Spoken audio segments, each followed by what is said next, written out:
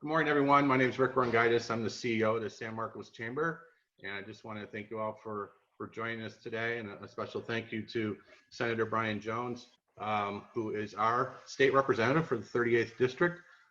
Senator, we appreciate you taking some time today. The timing of this is great because everybody is chomping at the bit to reopen and trying to figure out how to do it. So I also want to mention too that you're a member of the Senate COVID-19 Response Committee. So why don't you go ahead and take it away and give us an update of what's going on, and then afterwards we'll open it up for some Q&A. Senator? Great. Well, good morning, everybody. Thanks for having me on with you today. When we started this process several weeks ago on all of these Zoom meetings, I had some hesitations about it, but I'm actually becoming somewhat proficient at it, as probably many of you are as well. And I'm hoping that several of my, scheduled meetings go back to being regular meetings, but you might agree with me on that. Some of my meetings, I'm okay to have on Zoom and meet over teleconference. And the great thing about being able to meet with you today on the chamber is, normally I would be in Sacramento on a Tuesday morning and not able to meet with you. So I am glad to be able to meet with you today, and across technology. I'm coming from you from sunny Santee this morning. As I can tell, looking through some of your windows, it's just as hot and warm up there as it is hot and warm down here. I think we're in for a hot one this week. But let me get into some of my comments. I'll also let you know that Aaron Andrews from my office, my North County office, is on the call as well. He'll be taking notes, and in the chat room be offering up my contact information as a result of this meeting. If you have follow-up questions or concerns, don't hesitate to reach out to us. And I'll just give a quick disclosure. I see my dogs are coming back from their walk to the front door, so they may come and interrupt us. So I apologize for that if they do. But I've heard that that's a new thing too. Zoom bombing by pets, I guess, is one of the new cultural things that we're learning with this new environment that we're in. But thanks, Rick, for having me on. I appreciate it, and for the invitation. Thanks for setting this up. I'll look forward to meeting with you guys in person as soon as we can do all that. And if you've seen any of my presentations on KUSI or One American News, or if you were able to catch my op-ed in the Union Tribune last week, you'll know that I'm trying to do everything I can to lead the charge on getting us back to be able to meet in person as quickly as possible and get our businesses open. And so in the last few weeks, I've made some presentations and challenges as we in nation address the pandemic. And I want you to know that while some elected officials are insulated against this because of that's their entire life as being a elected official, I want you to know that my wife and I are small business owners. My wife is a 1099 independent contractor in addition to owning her own business. And so we're feeling the pinch from this in both of her businesses as well. So we're not insulated from this. And so I think that's what kind of gives me not a unique perspective, but maybe a perspective that I'm more willing to share loudly than some of my other elected colleagues. And the other nice thing is with our, Marie Waldron being our assemblywoman up there in your area, she's also a small business owner. And so she's, understands this process as well. Right now, the legislature is scheduled to return to session next Monday. Now, the Speaker of the Assembly has said that they are returning and will be back on Monday. The Senate Pro Tem, Tony Atkins, who's also from here in San Diego, has not said definitely that we are, but hasn't said we aren't. So we're waiting for some kind of heads up in the next couple of days on whether we'll be back on Monday or not. I'm hoping we are. Of the 8 months that we're in session in Sacramento, this is actually our busy time, March, April, May. And so we've missed 6 weeks of the time of the year that we're actually legislating and doing our jobs. And so I'm hoping that we get back up there next week and can get started on doing our job and legislating and getting some bills worked through the process. Now, the good thing is, due to the time that we've missed, the legislative packages have been greatly reduced this year. So, for example, I'm on the insurance committee. We dropped the number of bills in half on the insurance committee. I'm also on the human services committee. We dropped the number of bills from 35 to 9. In natural resources, I'm the vice chairman. We'll usually process anywhere from 60 as a minimum. One year we had 90 bills in that committee. This year we're only going to do 9. So, when you probably have heard me complain or exasperated in the past that we were processing 3,000 bills through the legislature, this year it's going to be under 700. So that's a good thing. And really, I'm hoping that the public in California will realize that as a result of us missing so much this year, that we really don't need our legislature processing 3,000 bills a year. And, a lot of those die anyways and don't make it to the governor's desk. So why waste the time processing them anyways? So with that, counties and cities are beginning to ask for relief from the stay-at-home orders. And I'm hopeful that we'll start to see easing across the state. I think we already saw some yesterday. I'm glad we're starting to see some easing on the recreational areas and parks and beaches as well. I've just so that you know, I'm in constant communication with Mayor Jones, Rebecca Jones up there, Mayor McNamara in Escondido, and then I've spent a lot of time on the phone with Supervisor Desmond on Friday, supporting his efforts and everything he's trying to accomplish in the county. And we're going to see, fortunately, even though his motion didn't get passed last week on Tuesday, just about everything he wanted to happen happened anyways without the motion. So I'm glad for his leadership and Supervisor Gaspar's in pushing the rest of the supervisors to get relieve some of these stay-at-home orders and some of the closures. And so one of the interesting things I learned from the supervisors, and I didn't realize this, is that the county health official actually has a lot of authority autonomous from the board of supervisors. And so I've asked my legislative staff to start looking into that and finding out, these emergency service acts are old laws, passed, originally in the early 1900s and haven't been updated much since. So we're going to start taking a look at that and making sure that they're still appropriate for today. We've got to get our state and county working again. So far, Governor Newsom has taken a bipartisan approach to his interactions with the Trump administration on the coronavirus issues, and I thank him for that. He's actually been fairly bipartisan even here in California with the legislative leaders and taking a lot of input from Republicans in both the Assembly and the Senate and business owners across the state. As Rick pointed out, I've been recently appointed to the Senate Special Committee on the COVID-19 response. So part of my goal today is to hear from you on the state's activity in legislating and regulating our response in the COVID-19 and taking those comments and concerns back to the committee once we start meeting when we get back up there. I shared earlier that Union Tribune published my op-ed last week, and basically, if you haven't seen that, we can send it out to you. I think Aaron can even post it in the chat room, the link to the UT. But as a conservative leader in California, I'm concerned about our liberties and our, from a pro-business aspect, the proper role of government in shutting down and closing our businesses that we've all worked so hard over many years to build and maintain and finally get profitable, and now the government comes in and shuts it down. So I just wanted to kind of share my thoughts with the public last week through that op-ed. I hope, I'll say it, and hopefully you agree that many of our liberties and freedoms have been infringed by the government through this process, some of them properly.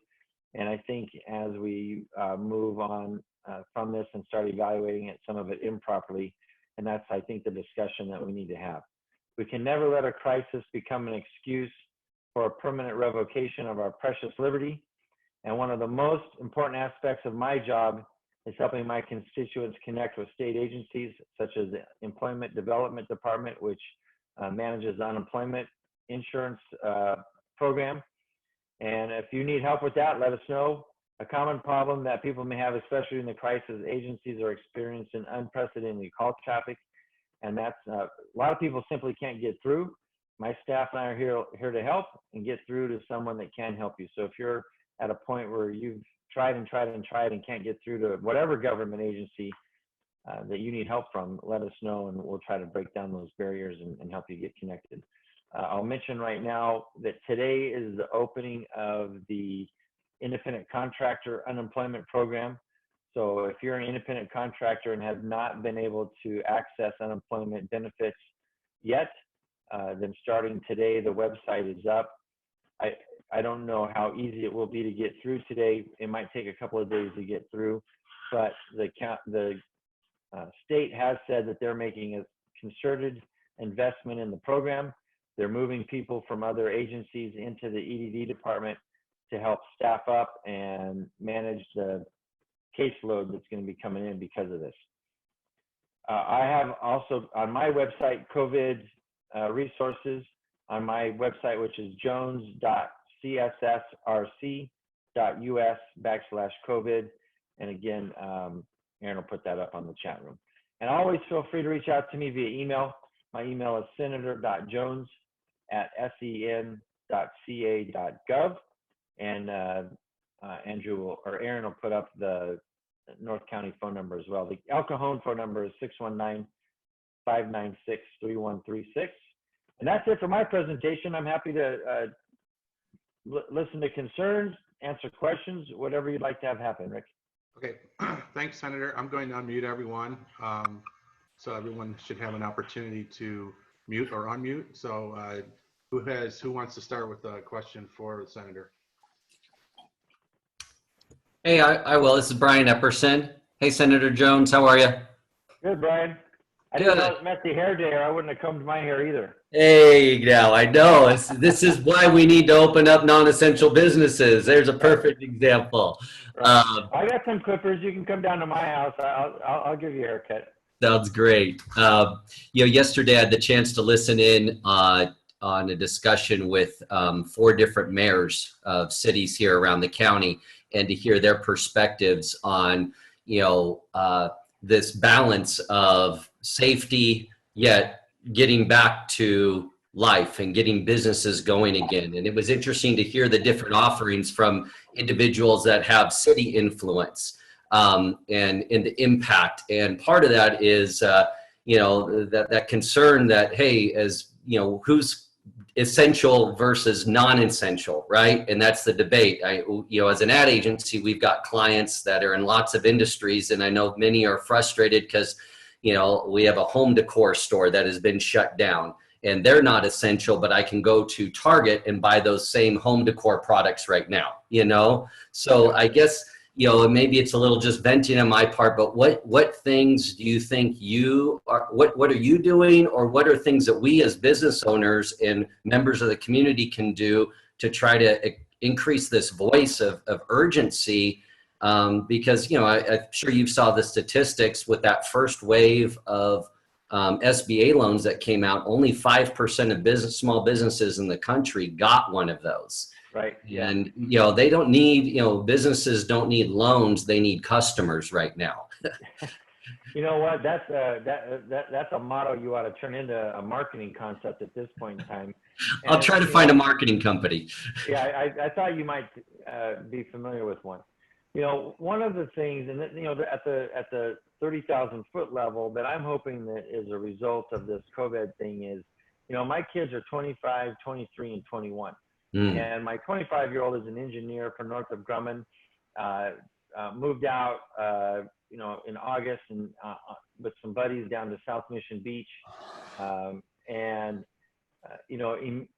now the beach is closed. So they can't even, they're paying high, they're paying, good The high amount of, rent, yeah. yeah, to live in a place that they chose to live and wanted to live so that they could have access to the beach, and now they don't even have access. And they're recognizing that their liberties are being impacted, their freedoms are being impacted, and just the everyday today stuff they wanted to do. My son is now being able to have a conversation with his contemporaries about the proper role of government. So that's at the the high level. One of the positive things I'm hoping comes out of this is that our young people will, they've never been impacted by the government. They never expected, at 25 years old, to have the government impact their life in a negative way, because a lot of them aren't paying taxes yet, so they don't see it on their paycheck. Life's pretty comfortable in San Diego for most people, and so when they see this, so that's one thing I'm hoping, is that we can start conversations with our young people on the proper role of government. Now, to answer your question, what can you all do? Well, I think, we're putting pressure on the governor. We're having positive conversations with the governor. But the governor and all of his advisors are insulated from the economic impact of this event, right? They're all, Their paychecks are still coming. Their paychecks are still coming, or they're all very wealthy, and they're not going to feel this. Where the governor and the supervisors that aren't on board with Desmond and the others around the state that are nervous about reopening the economy are going to feel the heat is from people like you putting pressure on your local city council members, staying in continuous communication with the mayor's office there, so that, and she and I are in constant communication, and so that we can put pressure on the supervisors, so they can put pressure on the health officials. And again, the health officials are insulated from this economic impact as well. And I'm not going to criticize the health officials for what they've done, because it is their job. That's what, to keep us safe. It's their job to watch out for these pandemics. It's their job to watch out for infectious diseases. It's their job to be alert for when these kind of events come up. And it's their job to make the regulations to keep us safe. It's not their job to have the full spectrum of the economy and balance the policy requirements of those being impacted on a health manner and those being impacted in a business manner. That's the elected officials' job. And so that's what I'm trying to remind the 7 mayors in my district and the city council members, is it's their staff's job to keep us safe. It's their job to be now on the point of the spear and out on a limb on getting things re-going and reopening. And again, just go back to answering your question, you've got to keep in constant communication with your elected officials on how this is impacting your business, and politely encouraging them to take a little bit of a risk and get things going and reopened. And when I say a little bit of risk, let's balance the risk of the COVID against other challenges that we have in the United States of America. Just recently, the number of deaths from COVID this year just recently passed up the number of deaths last year for the regular flu. Mm-hmm. But the year before, the regular flu impacted more people, being sick and infected and eventually passing away than COVID is this year. COVID's killed, almost 50,000 people, I think, in the United States, between 40 and 50,000, I think is right now. The opioid crisis last year killed 60,000 people.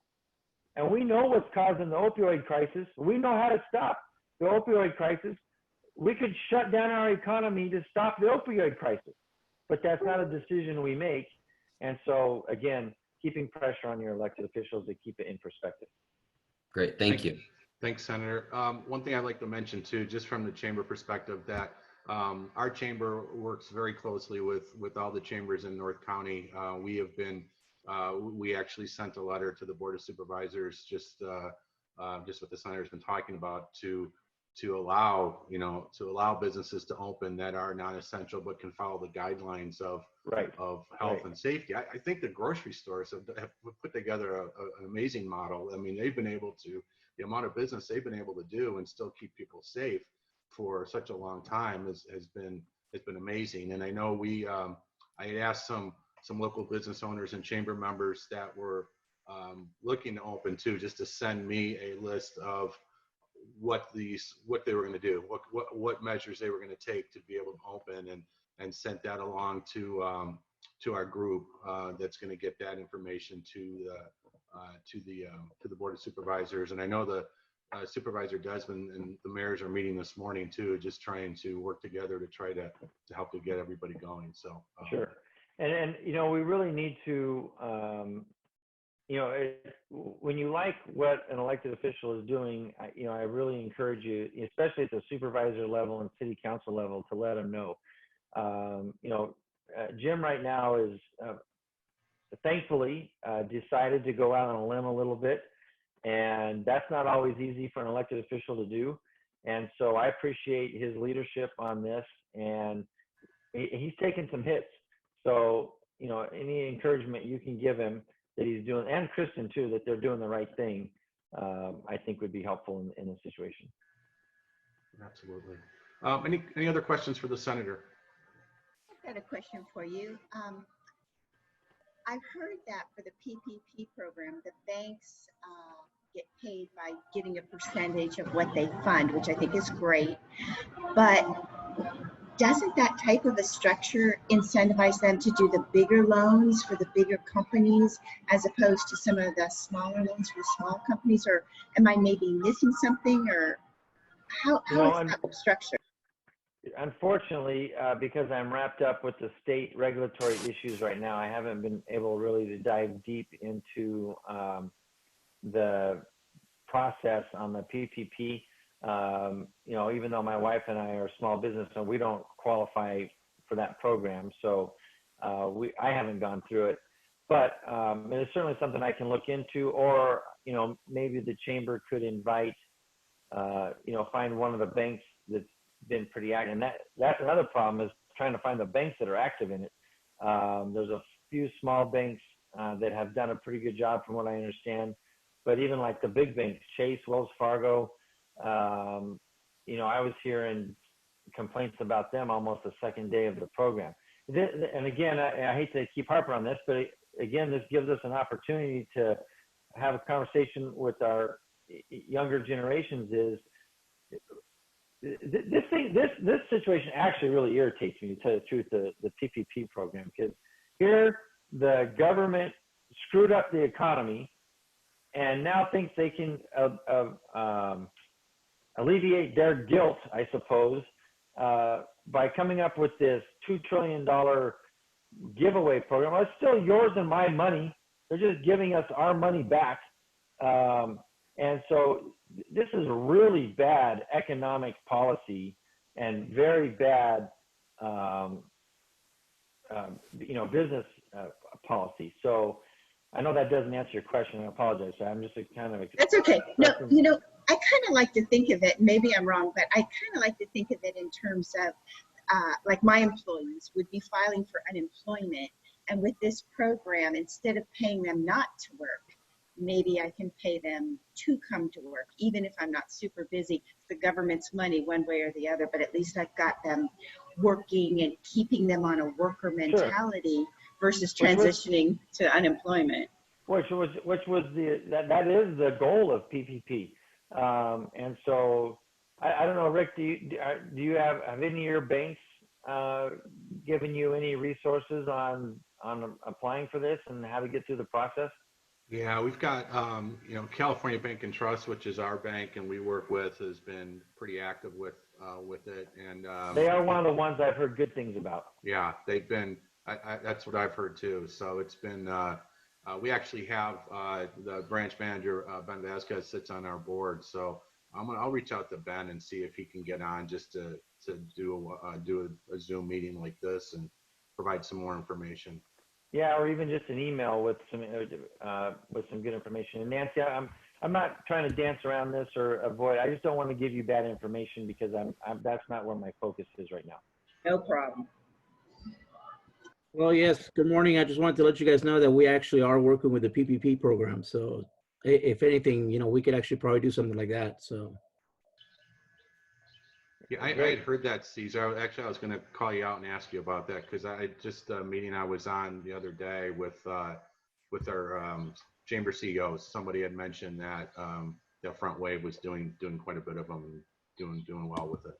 Yeah, we're working with them, so we're supporting our members. So. Have you been able to get anything through on this second package? I've heard that there's a lot of glitches in the technical end. Honestly, myself, I'm not actually working on the loans per se, but I can actually get the resources and get all the information out to you guys if you need it, or at least get the right people in contact, so that way they can provide all the resources and let you guys know how everything's going with the program. So. Okay, and I want to make it clear, I'm really grateful. I don't feel like the government owes me anything. I'm just really grateful that the program's there, and I'm hoping that we can save our employees and save our little business by taking advantage of what's available. I hope so too, and despite my criticism of how bad I think the policy is, I am encouraging all small businesses that qualify to apply for it and take advantage of it. Because the bottom line for me is the government caused this problem, the government should try to fix it. I'm a little bit afraid of what will happen to our taxes as a result of this. Free money is not, isn't. Right. Yeah. That's why I'm saying there's going to be ramifications of this long term, but in the short term, we got to do everything we can to keep our businesses going so that we can grow out of this. Yeah. Hey, there was a great study that was released by the National Federation of Independent Business, and it is strictly on the first wave of funding and the statistics on who got the money and what percentages went to who. So if you search for that online, that article exists. Actually, the Motley Fool website, which is a great money management website, has the article posted, and it gives a lot of breakdown to some of the questions being asked here. For example, 45% of the total money doled out in the initial wave was to those seeking loans over $1 million or more. So 55% went to those looking for that million or less. So, and there's lots of other great data in this article here. But that's where when I referenced earlier that only 5% of small businesses in the country got a loan originally, that's where that statistic came from. I'll actually put the link in the chat. Thanks, Brian. Yep. I know our loan is small, so from a bank's perspective, we're not going to be their first target to get funding, but I think that we might be the type of business that is the target intended for. So right. Let's see how the second wave rolls out and hope for the best. Yeah, maybe not the Los Angeles Lakers who qualified in the first round. I have a question. So my name is Jennifer Pereira, and I have an employee benefits agency. So I work with companies on their employee benefits in the insurance world. And I think two things. You said you were on the insurance committee. So with all of that, I kind of wanted to get your thought process on that, or your kind of bullet points on that. And then the second thing, and kind of what Brian was talking about, is some businesses are pivoting and making ways. In fact, I saw a drive-through that's here in San Marcos that completely closed. I was like, what the heck? You have a drive-through. Why are you closed? And then other people pivoting into doing virtual design, so they may not be able to have their storefront open, but they can do virtual design.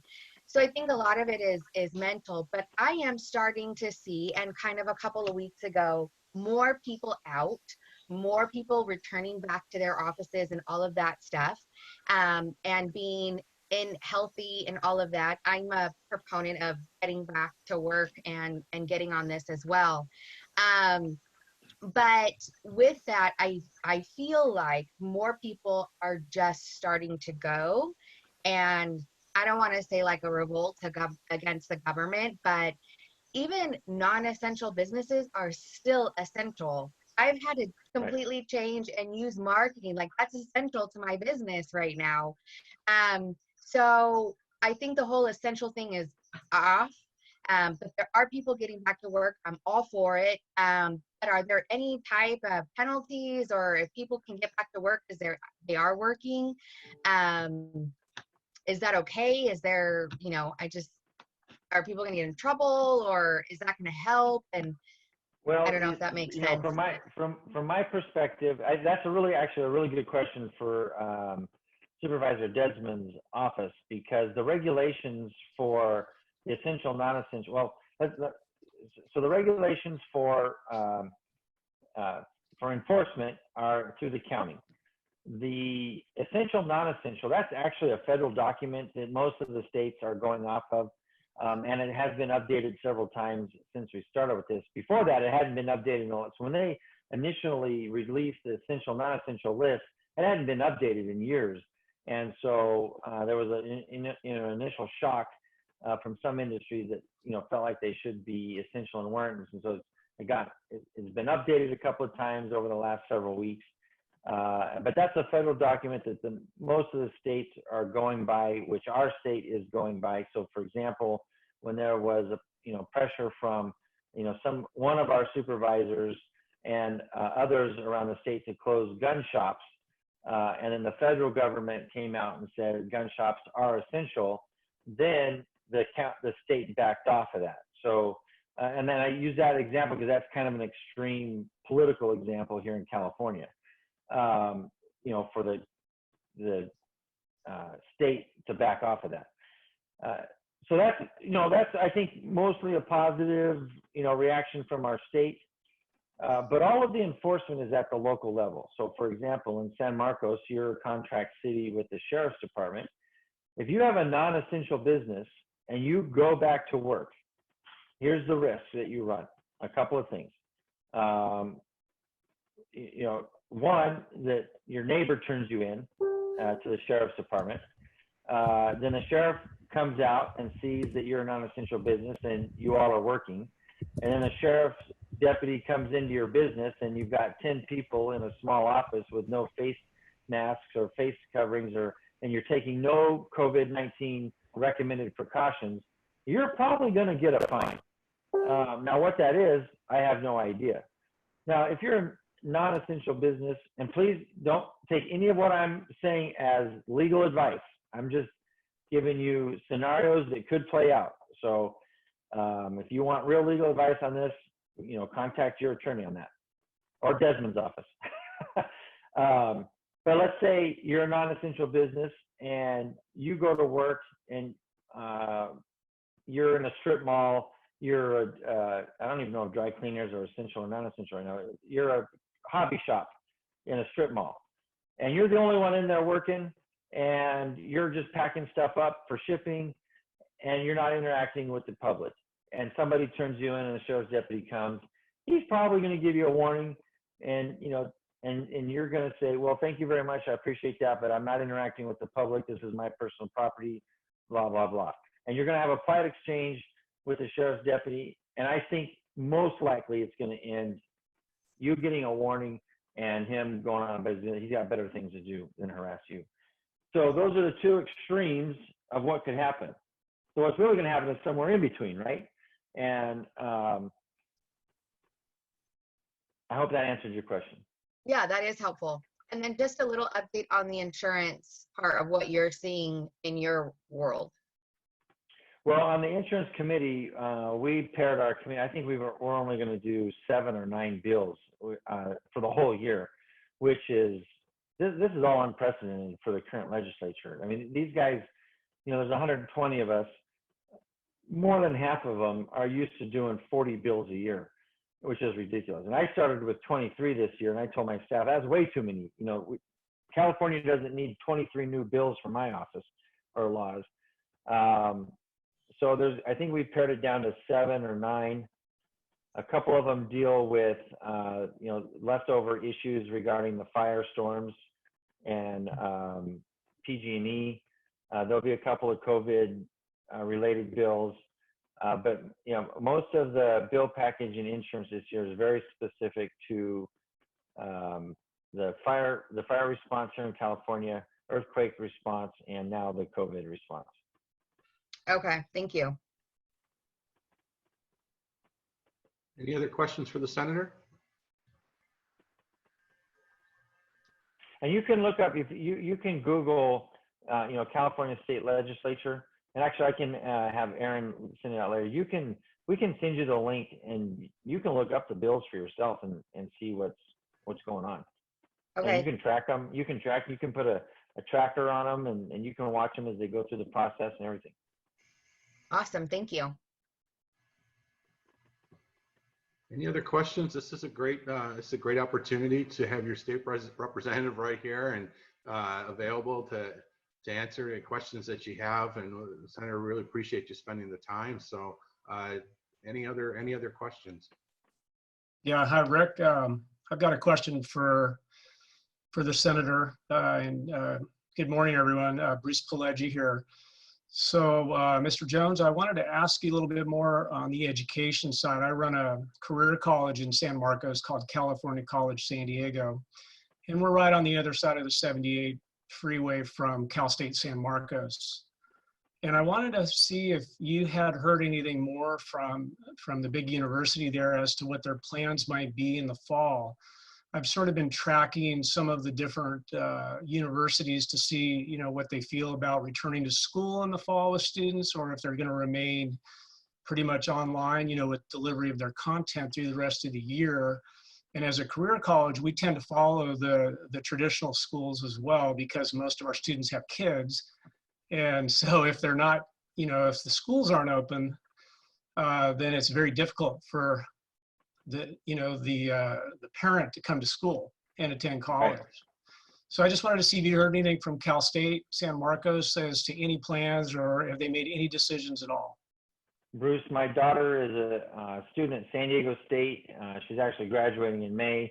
Mm-hmm. My youngest son is a student at Grossmont College and plays volleyball for them. And even as connected as we are right now, personally, on a personal level, and to the political realm, they're not making any, as far as I can tell, they're not making any decisions right now or proclamations regarding next year. I think for the CSU system, they want to get back into the classrooms. And so I think they might be purposefully delaying making a proclamation on that, because I think the longer they wait to say something, the more likely it's possible for them to be able to go back into the classrooms.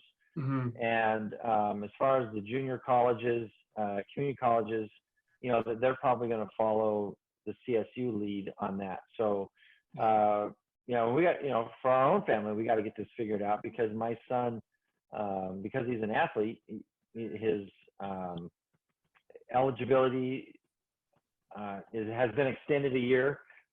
So we're navigating through this as well. If I hear something, I'll include it in my next newsletter, so that when we email that out, we'll make sure you guys get that. Okay. Bruce, if I could give a little info. My husband does work at Cal State San Marcos and is in the events logistics department. Okay. They have not announced when he's going back to work. I do have another great friend who is with the County of Riverside, and they announced that they're going back to work on May 18th. Now, for Cal State San Marcos, they have canceled all events through June that I know. And I know that they are working on orientation for new students, not only there, but virtual options of orientation. That's as far as I know, but like Senator said, they are, they're trying to get back to work and to have classes. But I do know that everything is canceled as far as events goes through June. And they are, I have heard that they are working on orientation options that are virtual though as well. So hopefully that helps with a little info. Yeah, good, thank you. Senator Jones? Yes. My name's Camille Hastings. I'm with Leading Note Studios. I do music lessons. Okay. And I just opened my San Marcos location on February 29th. Oh boy. Yeah. as far as like the online classes, I guess I'd like to put my 2 cents in is that, we've gone to 99% of all our lessons being online with Zoom lessons. And now that we're, 5-6 weeks into it, the kids are getting restless. It is Right. so hard to keep their attention now. And I'm sure at the college level, it's not that extreme, but, for 5 to 15-year-olds, they're now doing classes all day long on Zoom. And then to do extracurricular classes on Zoom, I'm now losing clients because they're getting sick of being on Zoom. Right. So anything you can do to help move these colleges and schools and everything to plan on opening sooner, at least committing to August and September would really help. Well, maybe you've picked up on another unexpected benefit of all of this is kids will get burned out and overdosed on screen time, and when this is all over, they'll be happy to put their phones down, their Game Boys and their PlayStations, and go out and play or go do in-person music lessons. That would be a neat benefit of all of this. Well, absolutely, and we did get several people signing up because their sports were canceled. So that was right. Not a lot. That's interesting. But, Yeah. Well, I understand that completely. There's only so many of these calls a day I can handle because I have ADD myself. So, and I'm a people person. I love being, out with people and around people. So, we're learning a lot through this process, and I thank you for that feedback. And I'll keep that in mind as I'm dealing with or communicating with the educators and on our COVID response committee up in Sacramento. That's actually valuable input. Yeah, thank you so much. Any other questions for the senator? I have a question that based as a follow-up to that. One of the things I've kind of posited as a theory is public school enrollment might be down next year as parents have realized a couple of things. Number one, they weren't as familiar with the curriculum as they thought they were, and maybe disagree with big pieces of it. And then second of all, maybe they've come to enjoy homeschooling their kids, and so they're going to make a personal decision to continue doing that. Any feedback from you all on that theory?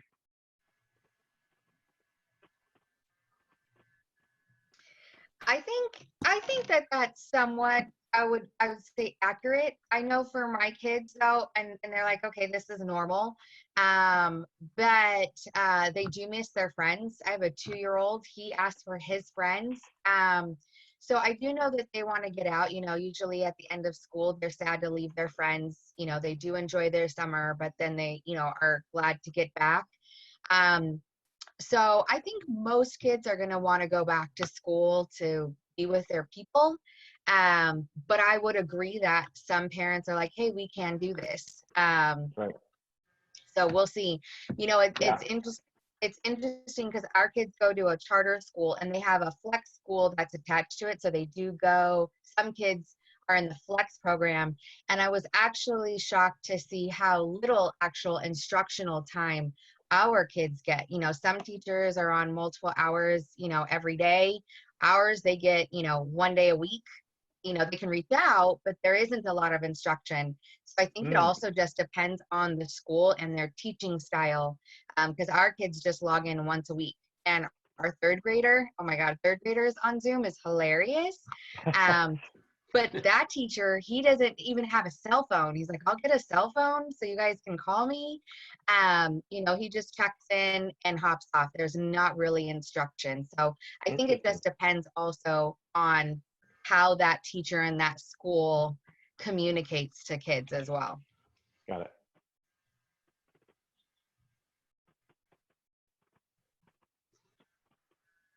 Any other questions? Well, Senator Jones, thanks so much for taking your time, and thanks so much for everything you're doing fighting for small businesses. I know you've got a history of doing that. We certainly appreciate it. We're fortunate in San Marcos to have leaders like yourself and Mayor Jones and the City Council and Supervisor Desmond and everybody that is our legislators are very focused on small business, and we need you now more than ever. And so we appreciate everything that you're doing. And we talked in the beginning about what everyone can do, and just be active, send letters, communicate. Any questions you have, anything can go through the chamber. Anything that we can do to help, please remember that we've got the COVID-19 resource page on our website. It's very fluid. We keep adding to it. We've got links there that will help, hopefully, with PPP, which has been a nightmare for everybody that's been involved with it, and links to U.S. Chamber, county, state, everything to keep you updated through this crisis. So again, thanks for everybody. Thanks for attending, and thanks for the support and confidence you continue to have in our organization. We'll keep fighting for you and do everything we can to help you get through this crisis. Well, Senator Rick, Jones will give you the last word.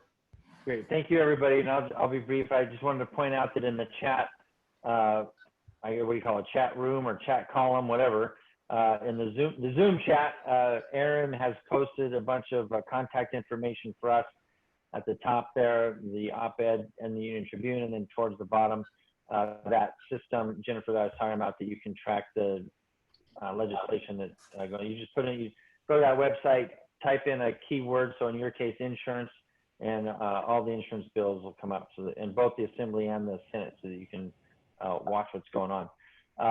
Aaron, like I said, he's my full-time guy in North County. He and I both have great relationships with the chambers up there, the mayors, the city council members. Don't ever hesitate to use Aaron or the rest of my office or myself as a resource in helping you succeed. I know and recognize that the economy in America is built on the backs of small business owners.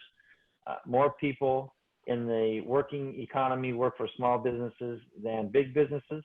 And so it's incumbent upon us as government officials to recognize that and make sure that all of the policies and regulations and ideas that we're coming up with have the perspective of helping you be successful, getting the government out of the way so that you can be successful. And one of the comments that was made earlier was about, working hard and being creative. And I don't know what the word was, pivot, I think was the word that was used earlier. And I think if we all have that perspective that, the government's going to do what the government does in this process, but it's not going to fix the problem. The problem is going to be fixed by creative entrepreneurs like yourself that are nimble and fast and smart and are able to look at the market and find a way to get involved in it and find solutions and a way to profit from that.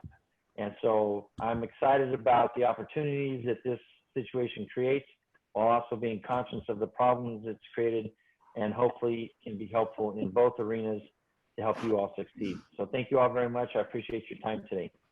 Thank you, Thanks, Senator Brian. Jones. Thank you. Everybody. Thanks, everyone. Have a Thanks, great Rick. day.